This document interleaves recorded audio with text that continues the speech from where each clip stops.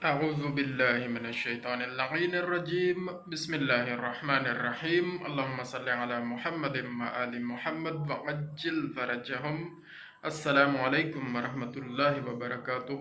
دوستو، حضور پاک صلی اللہ علیہ وآلہ وسلم کی حدیث مبارکہ کا مفہوم ہے کہ جو مومن ہے وہ 5 سختیوں میں مبتلا رہتا ہے۔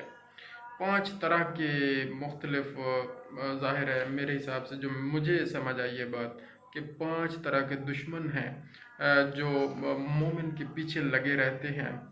سب سے بڑا دشمن تو شیطان ہے جو مومن کے پیچھے لگا رہتا ہے۔ تو اس حدیث مبارکہ کے مفہوم کو ہم بیان کرتے ہیں، وہ یہ ہے کہ مومن سے حسد کیا جاتا ہے۔ پہلی بات یعنی حاسد انسان مومن کا دشمن ہے جو اس سے حسد کرتا ہے۔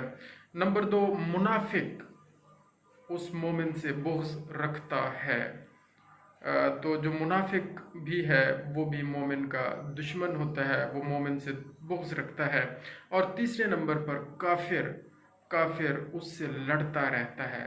جو کافر ہوتا ہے وہ مومن سے لڑتا رہتا ہے، کبھی کھلے طور پر اس کی جنگ ہوتی ہے، کبھی چھپے طور پر اس کی جنگ جاری رہتی ہے۔ کوئی نہ کوئی طریقہ وہ ایڈاپٹ کر لیتا ہے مومن سے لڑنے کا، اور وہ لڑائی جاری رکھتا ہے۔ اور چوتھے نمبر پر نفس اس سے جھگڑتا رہتا ہے مومن سے، اور نفس امارہ ہی ہے جو کہ اکساتا ہے برائیوں پر، اور کہتا رہتا ہے کہ فضولیات میں مبتلا رہے انسان، اور خواہشات نفسانی اس کی بڑھتی جاتی ہیں۔ تو نفس اس سے جھگڑتا رہتا ہے مومن سے۔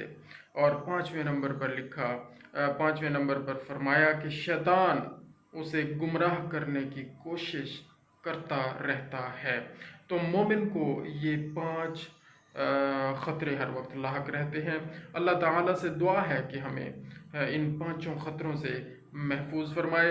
جزاک اللہ خیرہ۔ اللہم صلی علی محمد و آل محمد وعجل فرجہم۔